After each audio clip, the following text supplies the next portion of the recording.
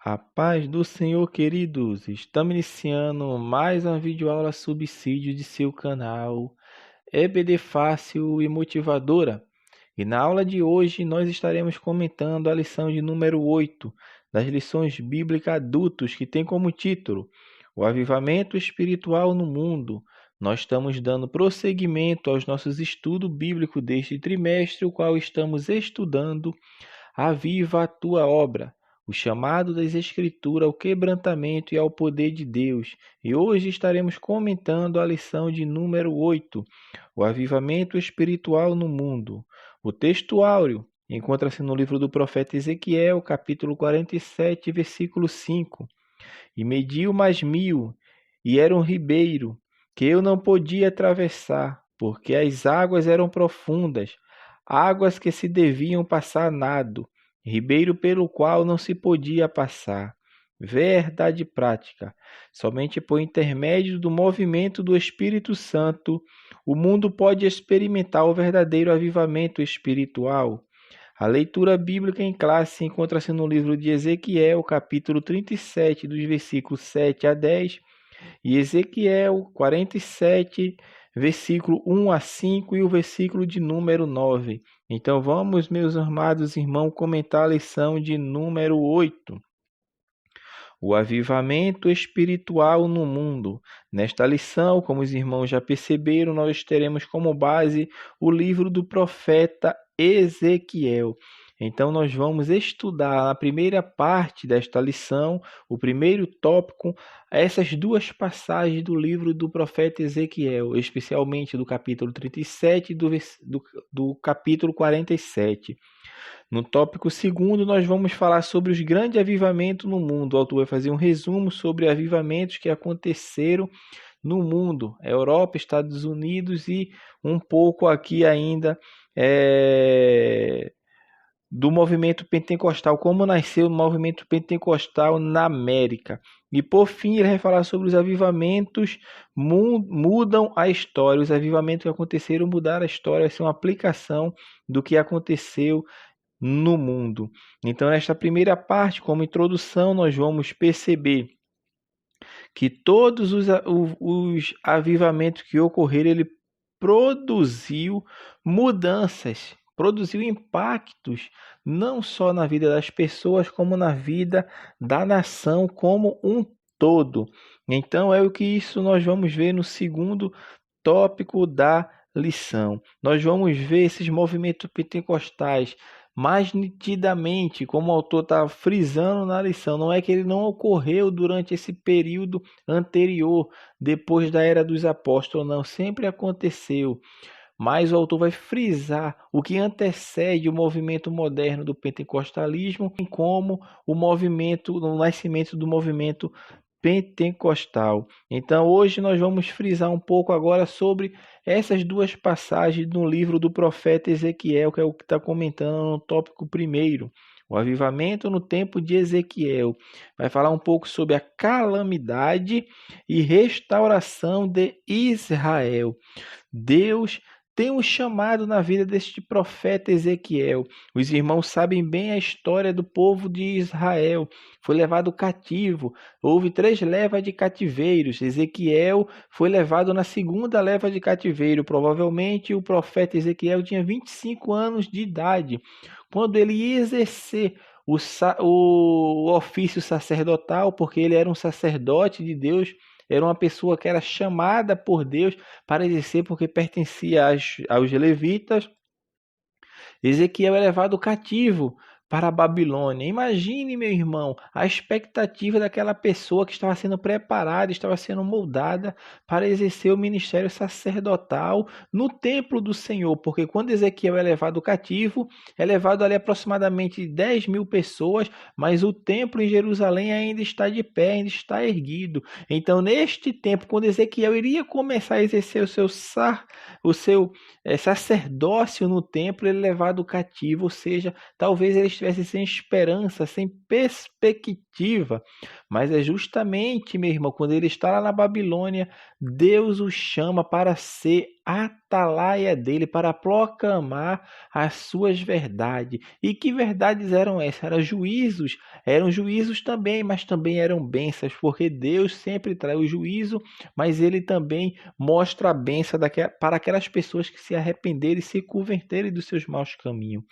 E Deus levanta o profeta Ezequiel, que foi levado cativo, para pregoar o que estava acontecendo de errado, tanto com os que estavam exilados, quanto com os que estavam ainda em Jerusalém. Porque em uma dessas suas visões, especificamente no capítulo 8 do livro do profeta Ezequiel, Deus leva o profeta em espírito até dentro do templo de Jerusalém. E Deus mostra as abominações que estavam acontecendo ali. Imagens foram colocadas dentro do templo do Senhor. Coisas profanas estavam sendo praticadas. Homens que estavam adorando o sol, homens que estavam adorando deuses das outras nações, deuses que não tinham, meu irmão, poder nenhum, mas eles estavam adorando. E Deus mostra tudo aquilo ao profeta Ezequiel. Então era um tempo que a apostasia em Jerusalém era terrível. Os filhos estavam desprezando seus pais, cometiam perversidades, haviam terríveis pecados sexuais, inclusive com a prática do incesto. Havia propinas no meio do povo. Os sacerdotes, meu irmão, eram carnais, não fazendo separação entre o santo e o profano. Os profetas profetizavam mentiras, praticavam violência contra os pobres e contra os necessitados. E é justamente neste período que Deus levanta o profeta Ezequiel para apregoar os juízos de Deus e a sua restauração, que é o que Deus vai fazer quando mostra aquela visão do vale dos ossos secos. Deus leva o profeta Ezequiel a um vale. E naquele vale, naquele cemitério, ao ar livre, onde só tinha ossos, era parte da cabeça, do crânio de um lado, mãos de outro, dedos, costelas, estavam tudo espalhado, não sabia quantas pessoas haviam ali. Deus leva Ezequiel justamente ali para mostrar, meu irmão, a calamidade espiritual que o povo de Israel estava mergulhado. E diante daquela situação, o Senhor leva a palavra, fala ao profeta Ezequiel, para ele profetizar para aquele vale de ossos secos. Mas ele só profetiza porque Deus mandou. Nós devemos ter cuidado, que tem muita gente que está profetizando coisas da sua mente, anseios do seu coração. Aqui nós temos um exemplo claro de aquele que se levanta para profetizar tem que ser por Deus, quando Deus assim mandar, quando Deus dá a mensagem, não é coisa que vai surgir porque eu quero, porque alguém está precisando, não. É quando Deus diz, profetiza e Deus dá a profecia. E é isso que o profeta Ezequiel faz. Ele vê aquilo lá e Deus faz uma pergunta para ele: poderão esses ossos reviver? Ele diz: tu o sabes, Senhor. Não é eu que sei, não é eu que acho. Eu quero que tenha vida, mas não sou eu que determino como as coisas devem ser, é o Senhor. E Ezequiel profetiza conforme o Senhor fala, e aqueles ossos se tornam corpos, porque há um reboliço, há um ruído, osso com osso está se juntando. A pele e nervos começam a nascer sobre aquele ossos secos, e aquele cemitério de ossos secos torna um exército de pessoas de carne e osso. Pessoas agora deixam de ser aqueles ossos misturados, que estavam tudo misturado e secos, sequíssimos, como a palavra fala, para se tornar um exército de pessoas, entretanto, sem vida. Estavam em pé, porém sem vida. E Ezequiel certamente percebe aquilo, mas ele não vem e profetiza não, mas ele profetiza para o Espírito entrar naqueles corpos.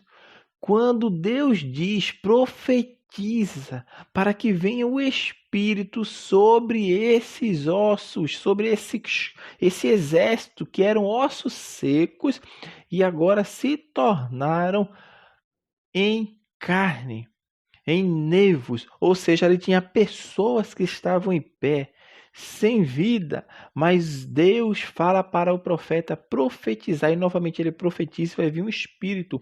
Isso aqui está mostrando, meu irmão, a situação espiritual de Israel. Era um povo que estava morto espiritualmente. E aqui nós estamos vendo que a ação é unicamente de Deus.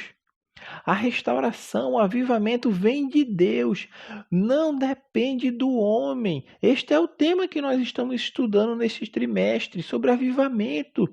E nós já falamos sobre isso em aulas anteriores, principalmente na aula 1.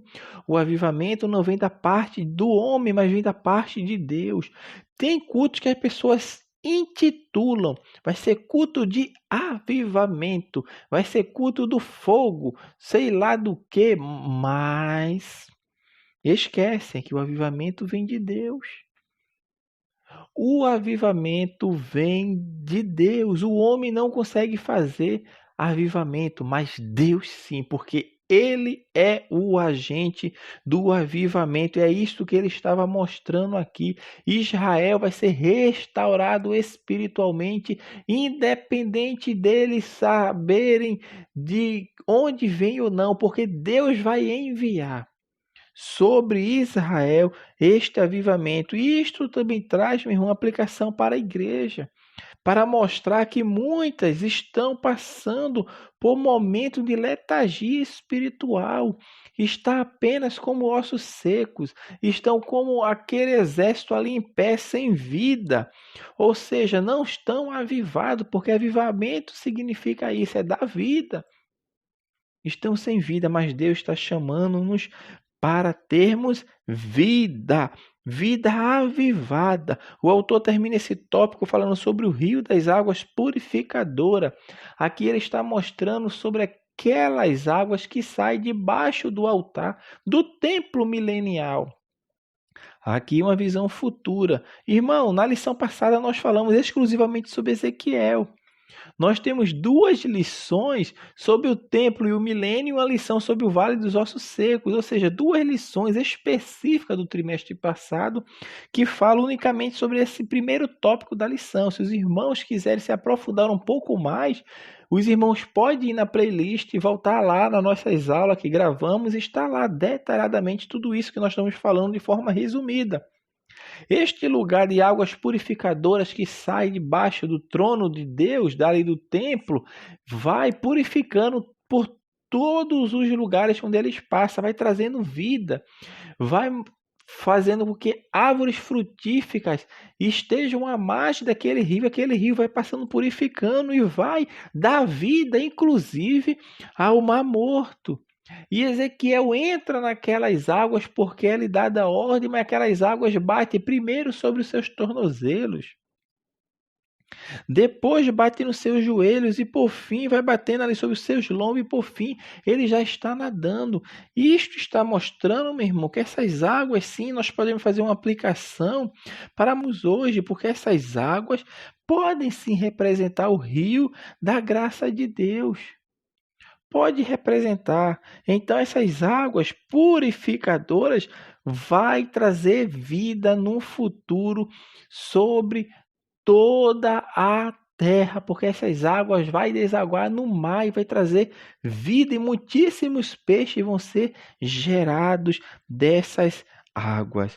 O segundo tópico, que é um tópico mais histórico, vai mostrar um pouco sobre os grandes avivamentos no mundo. Antes de batermos sobre alguns desses personagens que o autor vai falar aqui, nós devemos entender que existem características comuns verificáveis nessa busca de avivamento. Nós podemos listar 6 como um autor lista aqui num livro de apoio para nos mostrar essa característica. Primeiro, tem um intenso desejo de buscar a presença de Deus. Existe um fervor na evangelização, a busca dos dons espirituais, incluindo os dons de cura e de operação de maravilhas, a busca do batismo no Espírito Santo com evidência inicial de línguas estranhas e a preocupação com a santidade em face da iminente vinda do Senhor Jesus. Então o autor vai falar sobre os avivamentos aqui na Europa, vai mostrar na Alemanha, na Inglaterra, nos países de Gales e nos Estados Unidos, e depois as raízes do movimento pentecostal. Neste primeiro ponto, o autor vai falar sobre a Alemanha, sobre um homem chamado Conde Zizerdorf, que liderou os morávios no verdadeiro fervor missionário que se espalhou pelo continente europeu, principalmente por volta do ano de 1720. Esse movimento cresceu tanto que chegou à América. E tinha uma ênfase, a ênfase desse movimento era a religião do coração. E isso levou os fiéis, meu irmão, desde atitudes infantis até um grande despertamento na busca do poder de Deus, principalmente voltado para missões transculturais. Foi isso que aconteceu, esse espalhamento, mas não só na Alemanha, na Inglaterra também, na figura dos irmãos Wesley, John Wesley, que é o mais conhecido, e Charles Wesley, que começou esse grande movimento do fervor missionário, busca do poder de Deus, unção do Espírito Santo. Na verdade, unção aqui é fervor do Espírito Santo, porque unção, todo crente salvo em Cristo, ele é ungido do Senhor, ele tem a unção de Deus sobre a sua vida, mas quanto ao fervor, há uma diferença. Existem pessoas mais fervorosas, outras menos fervorosa. Então, por volta deste mesmo período em que John Wesley e Charles Wesley estavam ali pregando, também existia um outro homem chamado George Whitefield, que também estava ali pregando. Então, esses três homens de Deus foram arautos do mover espiritual na Inglaterra. Pessoas notáveis. Observe que a história da igreja não confirma que nenhum deles falavam línguas, mas sim que eram grandemente avivados. É aquilo que nós estamos falando. Eles eram fervorosos espiritualmente, eram pessoas que tinham compromisso com a verdade de Deus, pessoas que tinham compromissos em fazer a vontade de Deus. Isso a gente percebe na história dos irmãos Wesley, tanto John quanto Charles, que eles se dedicavam a uma vida de devoção e santificação. E entre os crentes de sua época, ele era um pouco mal visto, porque eles buscavam andar em santidade. Eles buscavam fazer a vontade de Deus, trazendo uma pregação bíblica, uma pregação conservadora por excelência. Falava sobre santidade, boas relações familiares, aversão aos vícios e o desregramento. Então foi impactado a sua geração. Esses homens até hoje são arautos. E nós podemos ter uma visão mais longe porque nós estamos sobre o ombro desses personagens que nos trouxeram, meu irmão, a essência do evangelho que por vezes estava sendo apagada. Isso foi o que nós falamos em uma das nossas primeiras lições, que o avivamento espiritual ele tem uma pré-condição, que é a existência de uma situação indesejável. E quando tinha essa situação indesejável, surgia pessoas levantadas por Deus para proclamar o evangelho.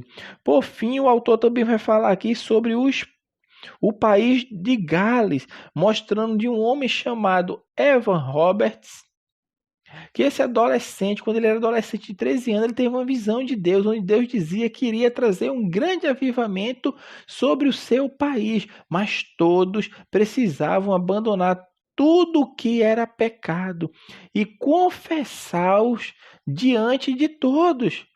Meu irmão, aconteceu um impacto naquele país e não ficou restrito ali, porque a chama espiritual, a chama do fervor de Deus, do avivamento de Deus, ela se espalha, ela não permanece. Por isso o avivamento, quando nós falamos, não é vai ser o culto do avivamento. O culto foi avivado, mas será que aquelas pessoas que estavam ali estão impactando quando sai dali ou só foi naquele momento ali?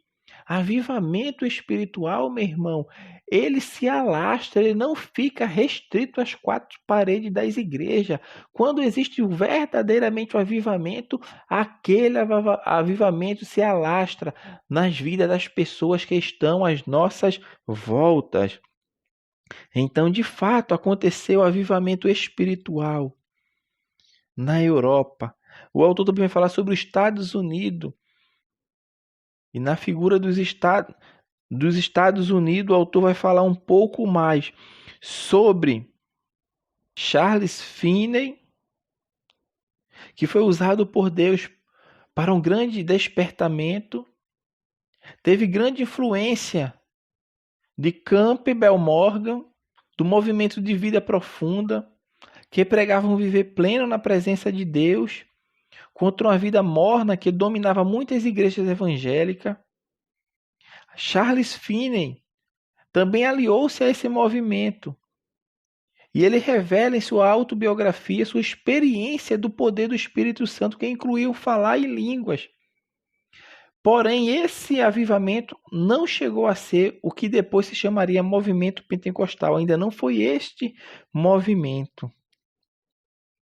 No ano de 1900, Charles Fox Parham, obreiro leigo, um pregador itinerante, cheio de amor pelo reino de Deus, ele resolveu fundar o que chamava de movimento de fé apostólica. Por quê? Ele era um pregador, era um obreiro, mas ele sentiu-se incomodado com a frieza espiritual das igrejas que estavam sendo estabelecidas ali. E ele mesmo vem e funda um movimento com o objetivo de restaurar a fé da igreja primitiva. E tinha um propósito. O propósito dele era preparar obreiros leigos para evangelizar. E ali ele funda o Instituto Bíblico Bethel College, na cidade de Topeka, no Kansas, Estados Unidos. E no fim daquele ano, no ano de 1900, os alunos do Instituto começaram a estudar sobre o batismo no Espírito Santo com base em Atos 2. E entre esses seus alunos estava a senhora Agnes Osman, que frequentava com seus irmãos uma igreja metodista episcopal. E mais duas amigas que frequentavam aquele instituto. E nesses estudos, a senhora Agnes sentiu-se inclinada a buscar essa experiência pentecostal que falava lá no livro de Atos. E ela fala línguas estranhas. E ela pede para Parham orar por ela, para ela ter a confirmação de que de fato Deus opera ainda em nossos dias. Nunca deixou de operar. Mas nessa condição de necessidade espiritual, de calamidade espiritual, de frieza espiritual, Deus sempre vai levantar pessoas com poder e autoridade para pregoar a sua palavra com verdade. E aquela mulher chamada Agnes Osman é batizada com o Espírito Santo. E Deus, meu irmão, mostra mais uma vez que ele é Deus de poder, como sempre mostrou desde o Atos dos Apóstolos. Nós aqui sentimos necessidade, sim, que o autor aqui ele já começa no século 17, 18, falando ali sobre o avivamento espiritual, mas observe que o movimento carismático ele nunca deixou de existir desde o Atos dos Apóstolos. Se os irmãos tiverem curiosidade, até para conhecimento, tem um livro, se eu não me engano, é 200 anos de história do cristianismo carismático. Neste livro, o autor, de forma esplêndida, vai fazer, meu irmão, não é 200 anos, é 2000 anos. 2000 anos de história do cristianismo carismático. Vai mostrar de forma clara que sempre houve o agir de Deus nestes 2000 anos. E glória a Deus por isso. Glória a Deus por isso. No tópico 2, nós já falamos que é o avivamento nos Estados Unidos. O autor também vai falar, como nós já entramos aqui, raízes desse movimento pentecostal, que foi o que aconteceu. Charles Parham ficou conhecido pelo seu fervor na busca pelo poder de Deus. Parham foi convidado para pregar na cidade de Galena após a cura milagrosa de uma senhora de nome Mary Arthur. Ali ele pregou durante vários meses e muitos se converteram a Cristo. Ele alugou um salão para 2.000 pessoas sentadas. Olha só quantas pessoas não cabiam ali. Então ele funda esse movimento, como nós estamos falando aqui, no ano de 1900. No ano de 1901, existe um pastor negro, filho de escravos da Louisiana, chamado William Joseph Seymour, pertencente a um grupo de santidade. Ele é atraído por esse movimento da fé apostólica, que foi iniciado por Charles Parham. E dentro desse estudo, desse instituto, William Joseph Seymour é batizado com o Espírito Santo, com o dom do Espírito Santo. E ele tem a evidência física inicial, que é o falar em línguas. E este ano, observe, meu irmão, como nós estamos falando, esse ano de 1901 é considerado o ano inicial do movimento pentecostal moderno. É neste ano que inicia-se o que hoje nós chamamos movimento pentecostal. Joseph Seymour, depois de 5 anos, ele vai para a Califórnia. E na Califórnia ele começa a pregar a mensagem pentecostal numa residência de uma família. E não demora muito. E por causa do seu sermão, ele é expulso da igreja a qual fazia parte. Mas ele residia na mesma rua da igreja e começa a fazer reuniões na sua própria residência. Que aquele lugar hoje é um memorial do movimento pentecostal. Tornou-se um ponto turístico para as pessoas que pesquisam a origem do movimento pentecostal nos Estados Unidos. William Seymour, quando é batizado com o Espírito Santo, ele fala em línguas. As reuniões que eles faziam ali naquela rua, até então chamada Bonnie Tree Street, não comporta o número de pessoas que está cada vez mais indo para aquelas reuniões. E ele vai alugar um novo prédio, um prédio abandonado, que é onde era uma igreja metodista, que estava abandonada, fechada, era um galpão. E é justamente nessa rua, chamada Rua Azusa, que William Joseph Seymour começa a pregar a palavra de Deus na direção do Espírito Santo, e pessoas ali são curadas, pessoas ali são batizadas com o Espírito Santo, pessoas são impactadas. Não é à toa que jornalistas vêm ali para presenciar, para noticiar o que está acontecendo ali. Não só jornalistas, mas pessoas de toda a América e do mundo começam a ir para aquele lugar para ver o que estava acontecendo, porque Deus estava agindo para mostrar que Ele ainda opera e ainda faz acontecer. E foi justamente isto que aconteceu. É justamente isso que aconteceu. O avivamento cresceu, se alastrou. A Rua Azusa estava se tornando pequeno, o galpão estava se tornando pequeno, porque era o mover de Deus que estava acontecendo na vida das pessoas que estavam naquele local. E Deus fez acontecer, meu irmão. Amados irmãos, nós não vamos comentar mais sobre essa parte aqui. Nós já falamos até muita coisa de que não está na lição, porque é um contexto histórico. O livro de apoio dá uma ajuda, mas nós precisamos estudar bem a fundo, porque se nós ficarmos comentando aqui Cada ponto desse segundo tópico aqui vai ficar uma lição enorme. Porque é muita história, porque são biografias desses homens de Deus. Charles Wesley, John Wesley, Whitefield, Charles Parham, William Joseph Seymour. Olha quantas pessoas. Ficaria uma lição enorme. Então, nós comentamos os 3 tópicos os 3 subtópicos deste tópico aqui para os irmãos entenderem. Uma pincelada. E o último tópico da lição vai falar sobre os avivamentos mudam a história.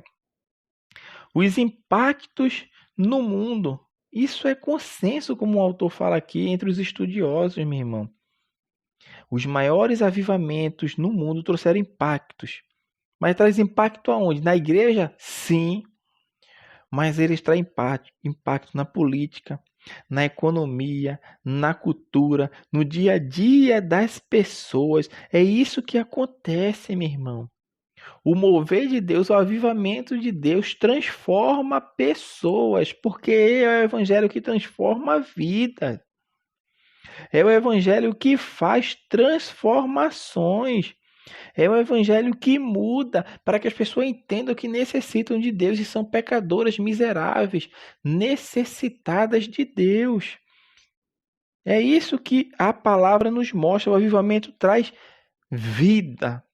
Vida em mudança, convenção, arrependimento, humilhação, contrição. E isso é o que acontece, que quando o avivamento verdadeiramente vem, transforma gerações que virão após aquelas pessoas, aqueles avivamentos que aconteceram, meu irmão. É o avivamento que transforma, porque o que transforma verdadeiramente é o avivamento verdadeiro, puro, santo, que vem da parte de Deus. Então, meus amados irmãos, que Deus abençoe a vossa vida, e assim nós estamos encerrando essa lição para não ficar muito longa. Lição 8, avivamento espiritual no mundo.